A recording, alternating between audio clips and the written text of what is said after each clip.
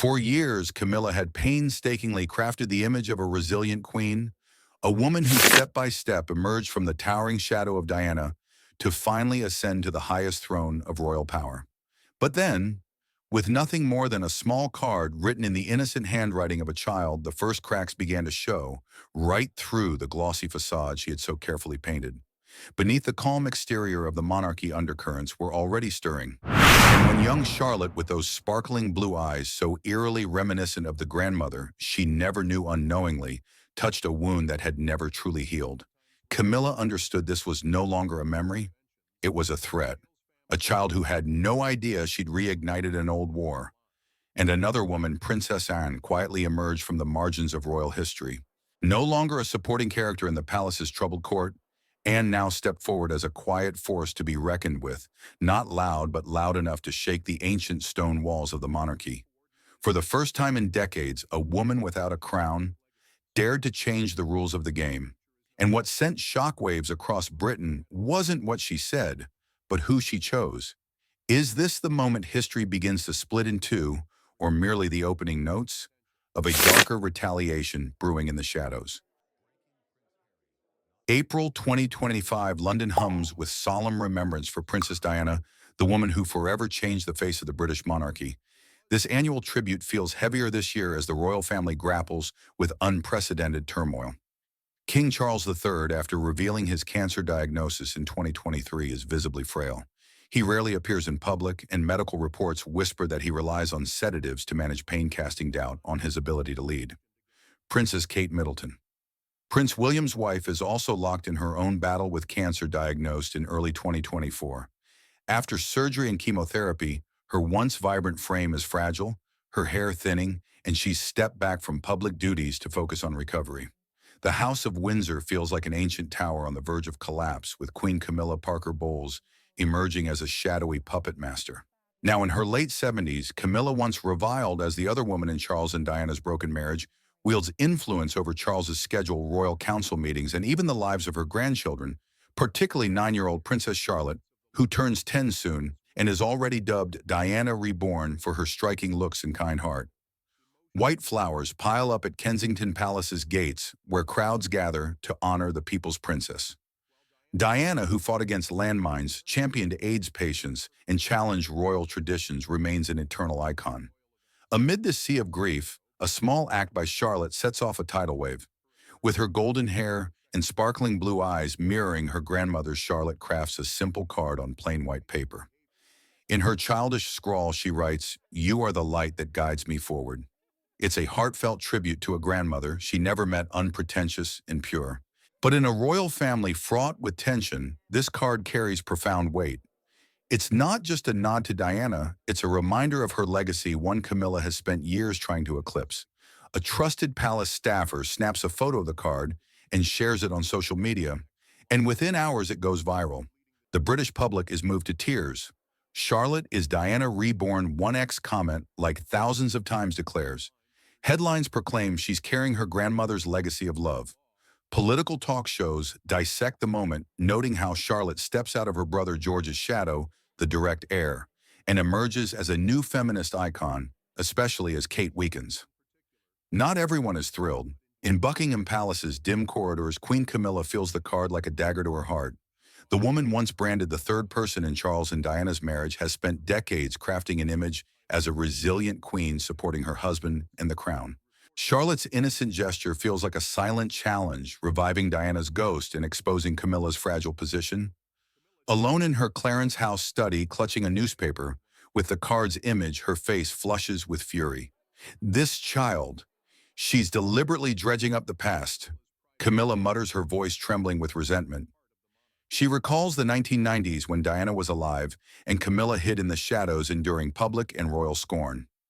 Now finally queen, she won't let a child threaten her throne. Camilla acts swiftly, summoning a private meeting with Prince William, Charlotte's father, and the future king, and Kate, the Princess of Wales. In a discreet room adorned with ancient portraits, Camilla glares at William, her voice sharp as a blade. "William, you must make Charlotte apologize publicly. That card is an insult to me and the monarchy." William, tall and weary from worrying about his wife, shakes his head firmly. "Charlotte's just a child. She meant no harm. This is her way of honoring her grandmother. His eyes burn with resolve, though beneath lies pain. He knows Camilla's schemes are creeping closer. Kate, midway through her second round of chemo, sits beside him, her body frail, her once lustrous hair hidden under a scarf. She says nothing, but her gaze is icy, locking onto Camilla like Arctic frost, a mother protecting her child, a future queen unyielding. The room falls into tense silence, broken only by the ticking of an antique clock. The meeting ends without resolution, but the card's ripples signal a larger storm brewing. The public, unaware of the palace drama, continues to celebrate Charlotte. News programs analyze this is Charlotte's moment to shine as a new royal icon. With Charles weakened and Camilla grasping for control, her act could spark change. Camilla, seething, begins plotting. She knows that to control the monarchy, she must control Charlotte, the child now posing the greatest threat. Can Charlotte withstand the storm, or will the royal family face another tragedy like Diana's? Spring 2025, Sandringham House, the royal retreat nestled among Norfolk's lush fields and pine forests, becomes a temporary sanctuary for Prince William's family. Princess Kate, battered by grueling chemo, seeks solace in the fresh air, clinging to hope on the fragile line between life and death. Her children, George, Charlotte, and Louis, surround her with innocent stories and laughter dispelling the gloom of illness. Sandringham isn't just a getaway, it's a symbol of royal privacy, where Queen Elizabeth II spent her final days reflecting. Now its ancient stone walls witness a new generation's pain as the monarchy faces an unprecedented crisis. King Charles III, weakened by cancer, and Queen Camilla, quietly tightening her grip in the shadows. Princess Anne, Charles's sister, and the last towering figure of Elizabeth II's generation, arrives to visit William's family. With silver hair, a warrior's demeanor, and a resilient smile, Anne is the monarchy's unsung pillar. She's attended over 20,000 public events, won an Olympic equestrian medal, and was the first royal woman to refuse titles for her children, letting them live ordinary lives. Riding up to Sandringham on horseback, her long coat billowing in the spring breeze, she resembles a medieval knight stepping from history's pages. Kate greets her with a faint smile, her voice hoarse with exhaustion. Anne, thank you for coming. Once a beacon of health and vitality, Kate is now a shadow of herself, yet her eyes gleam with unyielding spirit. Anne's presence brings a flicker of hope, like a lighthouse in a stormy sea. That afternoon in Sandringham's modest bedroom, Anne witnesses a scene that clutches her heart. Charlotte, the 10-year-old with golden hair, sits by her mother's bedside, gently wiping Kate's face with a damp cloth. "Mom, can I tell you about Grandma Diana?" Charlotte asks, her voice clear with love. She went to Africa, hugged orphans like an angel. Her sparkling blue eyes seem to reflect Diana's soul, known only to Charlotte, through her father's stories and old photos. Kate smiles, tears streaming down her pale cheeks. She's fighting daily to survive, not just for herself, but to shield her children from the gathering storm. Anne, watching silently from the doorway, feels her heart ache. She remembers Diana, her close friend and sister-in-law, who shared dreams of a kinder monarchy where children could follow their hearts. "I want my grandchildren to live true to themselves," Diana once said. Now Anne sees in Charlotte a perfect echo, gentleness, compassion, and a strength beyond her years. That evening, as sunset bathes Sandringham's forests in gold, Anne leads Charlotte into an ancient drawing room aglow with candlelight. Ancestral portraits seem to watch, witnessing a historic moment. Anne kneels to Charlotte's eye level, taking her small hands. "Charlotte," she says, her voice warm, yet commanding, "I was once Princess Royal, the title for the king's eldest daughter, a symbol of feminine strength. But tradition isn't everything. You deserve it and more." Charlotte nods, her wide eyes blending curiosity and unease. Anne grips her hands tighter, her voice trembling with emotion. "One day you'll wear the crown I carried. You'll protect your grandmother, Diana's legacy, her kindness, courage, and dream of a better monarchy. Don't be afraid. I'll always be with you." Charlotte hugs Anne tightly, tears streaming down her rosy cheeks. "I'm scared, Grandma," she whispers, her voice breaking. "Everyone says I'm like Diana, but I just want Mom to get better for our family to be okay." Anne strokes her hair, filled with compassion and resolve. She knows the monarchy is in chaos, Charles weakened, nearly unable to lead, Camilla scheming behind the scenes. and Kate, though resilient, fading. Charlotte, though just a child, has unwittingly become the center of a silent power struggle, caught between Diana's radiant legacy and the dark ambitions of the palace. The next day, Anne acts with a warrior's decisiveness. She flies to London, entering a discreet Mayfair law office where shelves of ancient documents emit a musty scent. Before an oak desk, she declares in a steely voice, "I, Princess Anne, bestow the title of Princess Royal and my entire personal estate worth £9 billion, including properties, diamonds, and investments, upon Princess Charlotte Elizabeth Diana." The elderly lawyer, gold-rimmed glasses glinting, is stunned by this unprecedented move. The Princess Royal title is typically granted by the monarch, not inherited. But Anne, with 70 years of royal experience, knows tradition can be broken to protect the future. She signs the papers, her heart pounding with anticipation. This is for Diana, she thinks, recalling the days they dreamed of a freer monarchy. Rumors of the will leak when a legal clerk slips to a journalist. Within days, headlines sweep, "London Anne bets, it all Charlotte is the new heir." The public cheers, hailing it as a step toward modernizing the monarchy. But at Sandringham, Anne and William know this has opened an unbridgeable rift. Anne looks at William, her voice low. "Camilla won't let this go. We must prepare for war." William nods, his heart heavy. "I'll protect Charlotte no matter who we face." The conflict is ignited, and Charlotte, bearing Diana's legacy, now stands as the target of a larger scheme, with Anne as her unwavering guardian. As news of Princess Anne's will spreads, it's like wildfire torching the monarchy's fragile peace. Britain's biggest papers scream with sensational headlines. The Daily Mail blares, "Princess Anne defies history. Charlotte inherits £9 billion and Princess Royal." Title: The Telegraph muses a turning point, affirming women's roles in the modern monarchy. On social media, "Yuck, Anne for Charlotte" explodes, with millions of Brits voicing excitement. Finally, the royals are moving forward. BBC pundits call it Anne's declaration, safeguarding Diana's legacy through Charlotte, a new symbol of hope. But while the public celebrates, a storm of rage brews at Clarence House, Queen Camilla's private residence, dark and resentful. Camilla, the Queen consort, sits in her study where Persian rugs and ebony bookshelves bask in soft window light. A stack of newspapers headlining Anne's will lies on her desk like daggers to her pride. Her neatly styled hair and elegant attire maintain her queenly facade, but her eyes burn with fury. "How dare Anne do this?" she mutters, crumpling a paper. Rising abruptly, she paces the room and summons her advisors. "They think they can push me out." She snaps, her voice cold as winter wind. "That child Charlotte will never outshine me." Her loyal advisors, veterans who helped her survive the 1990s, scandals, bow their heads, avoiding her fiery gaze. They know Camilla isn't just angry. She's deeply wounded, her queenship threatened by a 10-year-old, and a sister-in-law she's always distrusted. Camilla, once Charles's secret mistress in the 1970s, endured decades of being labeled a marriage wrecker. The 1993 Tampongate scandal, when a private call with Charles leaked, made her a global laughingstock, forcing her into hiding. Yet she fought to become queen, crafting an image of resilience. Now, Anne's decision granting Charlotte the title and vast wealth isn't just a breach of tradition. It's a declaration that Camilla isn't the monarchy's future. Charlotte, dubbed Diana Reborn, threatens to overshadow Camilla's efforts to erase Diana's shadow. "I sacrificed too much to be betrayed like this." She thinks, her heart aching as she recalls years of public and press persecution. Unwilling to sit idle, Camilla storms to Buckingham Palace, where Charles lies in a heavily guarded hospital room. His skin is pallid, his eyes clouded by sedatives, a king who's lost his crown. Sitting by his bedside, Camilla clutches his hand, her voice trembling but resolute. "Charles, you must intervene.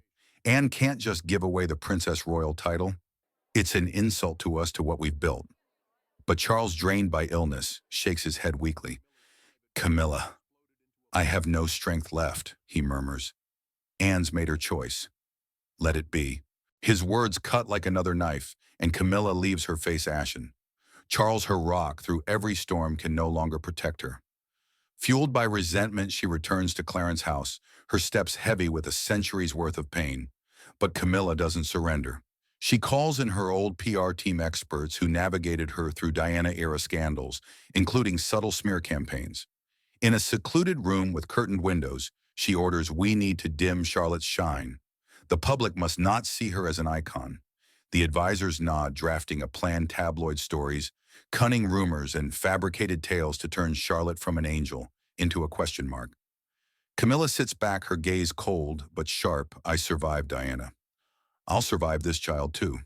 The power struggle is now official, with Charlotte bearer of Diana's legacy at its heart, and Camilla ready to use every trick to protect her throne. Camilla never strikes openly. She's a master of shadow wars where media is her sharpest weapon. After failing to sway Charles, she activates a covert PR network, a secretive firm notorious for manipulating stories during Diana's era, from Tampongate to smears about Diana's mental health. Hidden behind a London consulting facade, this firm helped Camilla survive decades of public hatred. "Begin," Camilla commands via a secure line, her voice icy. "Make Charlotte look like a threat, not a symbol." The campaign starts subtly. First, a rumor Charlotte snaps at bodyguards. A tabloid piece in The Sun details a scene where the 10-year-old allegedly berates security at Kensington Palace for denying her a favorite game, a childish tantrum blown into arrogance. The article includes a doctored photo, Charlotte's face edited to look menacing. "Is the little princess becoming unmanageable?" the headline screams. The rumor spreads on social media, with anonymous accounts run by the PR firm commenting, "Charlotte thinks she's queen already. She needs discipline." Next comes a second blow. Charlotte's jealous of George. Insider sources bribe staff, claim she wants to steal her brother's place as heir. A Daily Mirror story reads, "Charlotte's envy of George dreaming of the throne," sources say. Evidence, exaggerated tales of sibling spats spun into a power grab. The cruelest rumor hits hardest. Charlotte shows signs of mental instability like her grandmother Diana. It's a direct stab at Diana's sensitive legacy, who openly battled depression and bulimia amid her broken marriage to Charles and Camilla. A maliciously edited clip surfaces online, Charlotte yelling in Kensington's gardens. When denied leading a parade, a normal kid's frustration cut to look like an unhinged outburst. The clip goes viral, racking up millions of views in 24 hours. Tabloids dub her the princess with fire in all the wrong places, hinting she's inherited Diana's instability. The public splits, some question, maybe the royals need to check her mental health, while others defend, "This is bullying a child, leave Charlotte alone." Sky News pundits debate, is this a palace plot to discredit Charlotte, the monarchy's new symbol? At Sandringham, Charlotte, innocent and unaware, curls up in her mother's arms, sobbing, "Mom, I'm not like that.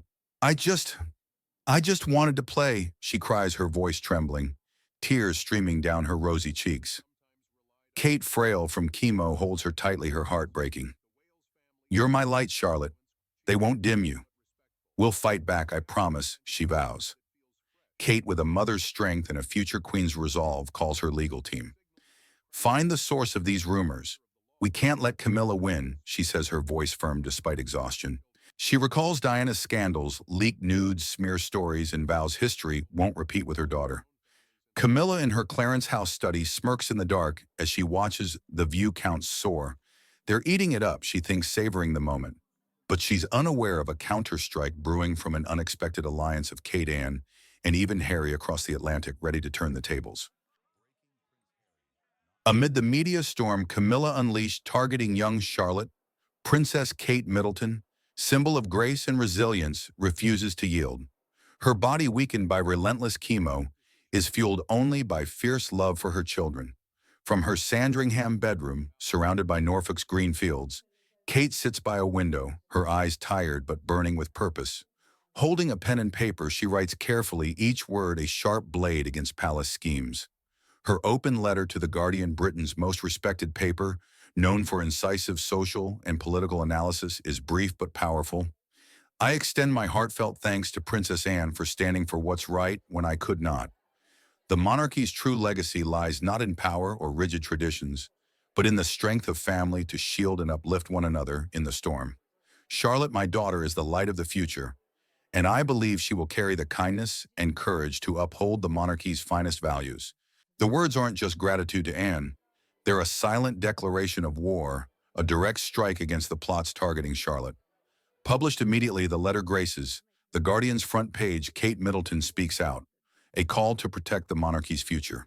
The British public, divided by vicious rumors about Charlotte, erupts with emotion. BBC and Sky News polls show royal support surging 15% in 48 hours. On social media, Joshern stand with Kate and Charky protect Charlotte spread like wildfire with a Londoner's comment. Kate speaks for us all. Stop bullying a child, gaining tens of thousands of likes. Mainstream media slams tabloids like The Sun and Daily Mirror. This is media abuse targeting an innocent girl to mask palace conflicts. ITV pundits note Kate's letter is a masterstroke, not only defending Charlotte, but framing the royals as a united family, countering backstage scheming. In her Sandringham room, Kate lies in bed reading responses on her phone, tears rolling down her pale cheeks. Though frail, she feels a spark of hope. "William, we're winning," she whispers, her voice hoarse but eyes alight. William, her steadfast husband, grips her hand, filled with gratitude and pride. "You're my hero, Kate," he says, his voice choked. Charlotte will grow up proud of her mother. This moment between husband and wife testifies to their family's deep bond, a union rooted in love and a resolve to protect the next generation from past shadows.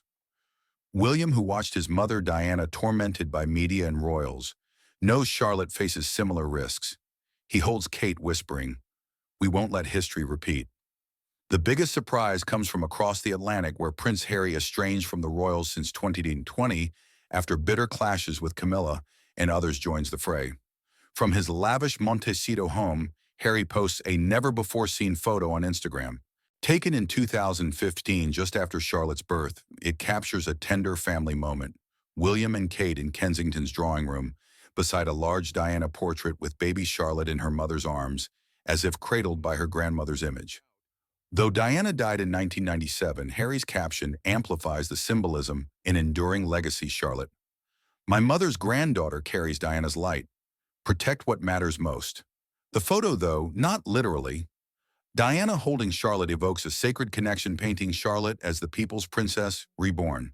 The public's response is a tidal wave of emotion. Naked Charlotte as Diana sweeps X with millions of shares. "Don't let history repeat, protect Charlotte." One fan writes pairing images of Diana and Charlotte, earning hundreds of thousands of interactions.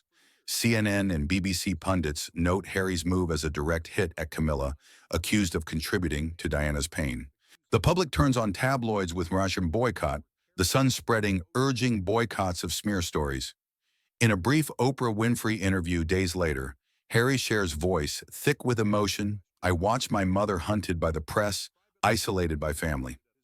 I won't let my niece endure the same."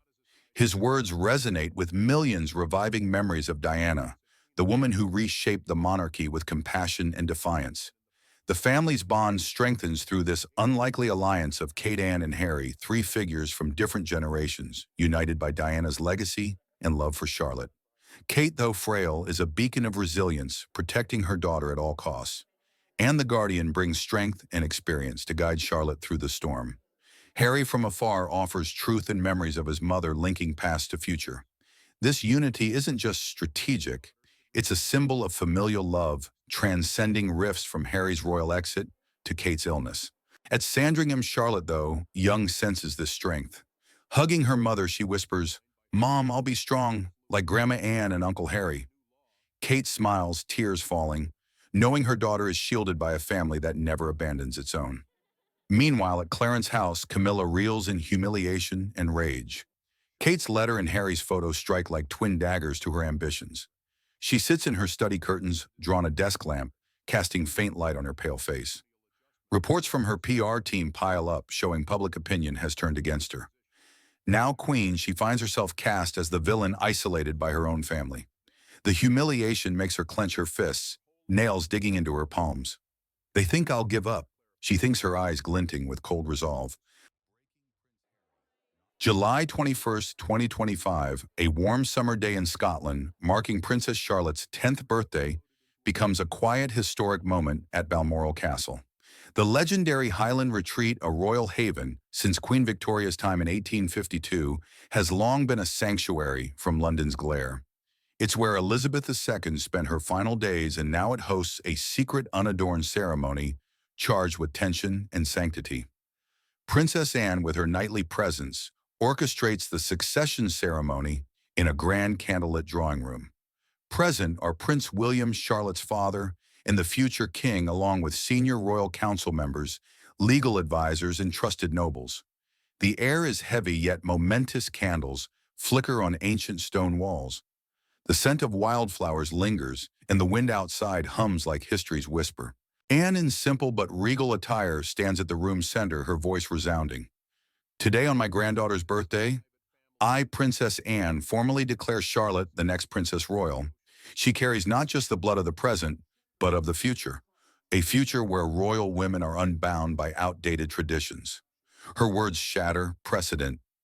The Princess Royal title is typically granted by the monarch to his eldest daughter, but Anne has made it a personal legacy paired with a £9 billion estate. Queen Camilla and King Charles, who lies in a London hospital, his health failing, are notably absent, a silent challenge underscoring the family's rift.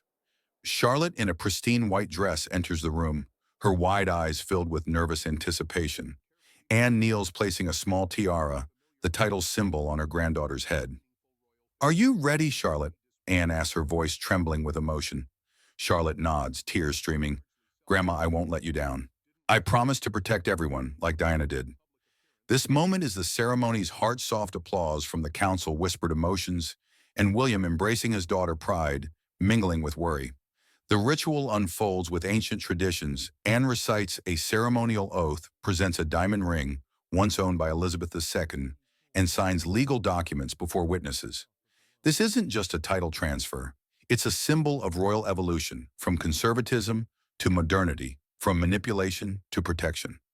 News of the ceremony leaks through trusted sources, sending the public into a frenzy. Headlines blare. The monarchy modernizes. Charlotte becomes youngest princess. Royal social media erupts. Anne's a hero. Charlotte will lead the future. But tension simmers. Camilla from afar is surely plotting a counterstrike, and the monarchy has never truly known peace. After the secret Balmoral ceremony, the monarchy enters a deceptive calm, a lull before a new storm. Queen Camilla, once the orchestrator of palace plots, retreats from the spotlight. No BBC interviews, no charity speeches. She holes up in Clarence House, its ancient walls shielding her from a boiling public. This isn't surrender, it's strategy. Camilla, a survivor of decades of public scorn, knows silence can be a potent weapon. But behind the facade, she strikes hard. She halts funding to charities tied to Kate and Anne, from Kate's Cancer Support Fund to Anne's environmental programs. Not a penny more, she orders her financial advisors, her voice cold as winter. It's an economic blow meant to weaken her rival's influence. Camilla goes further, ordering loyalists once devoted to Charles, now dependent on her, to monitor Charlotte's every move. Daily reports on the girl she whispers in clandestine meetings, her eyes sharp with vigilance. She hires private security disguised as royal protection to watch Charlotte at school playtime, even conversations with friends. Camilla believes Charlotte, now Princess Royal, is a real threat, a symbol who could topple her queenship. Yet in her schemes, Camilla grows more isolated.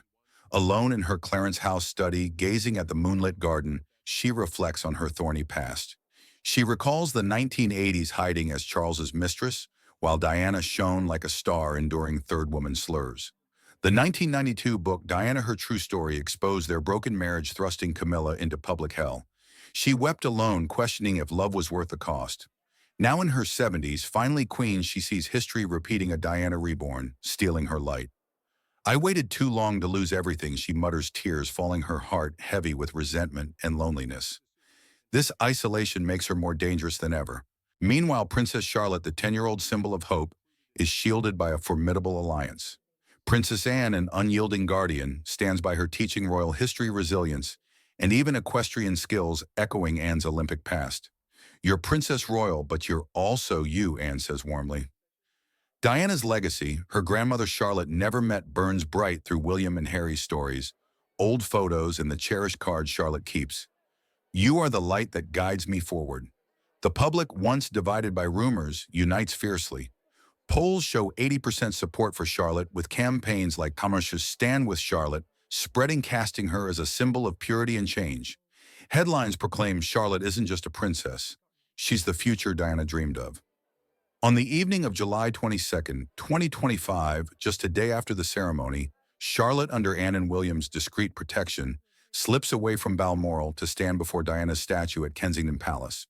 The statue depicting Diana with three children glows under London's streetlights. Clutching her April card, "You are the light that guides me forward." Charlotte stands silently.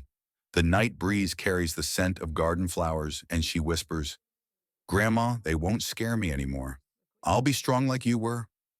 She looks up, her blue eyes shining with hope, as if meeting Diana's soul. This quiet moment captured by a trusted photographer and later shared touches millions. It's a symbol of resilience, a child facing palace plots fortified by an enduring legacy. This story doesn't end in total victory, but with a profound message about legacy's power. Diana's compassion and rebellion cannot be extinguished by any scheme. It lives on through Charlotte Anne and the public who choose light over shadow. But the monarchy remains restless. Camilla plots in the dark, and internal rifts could erupt anytime. Will Charlotte continue to shine, or will a new storm descend? Only time will tell, but one truth stands firm. The power struggle between these generations of women has only just begun, captivating the world with unrelenting suspense. Does Charlotte's story and the royal power struggle stir your heart with family loyalty or outrage at palace schemes? Who do you think will win this chess game in the end?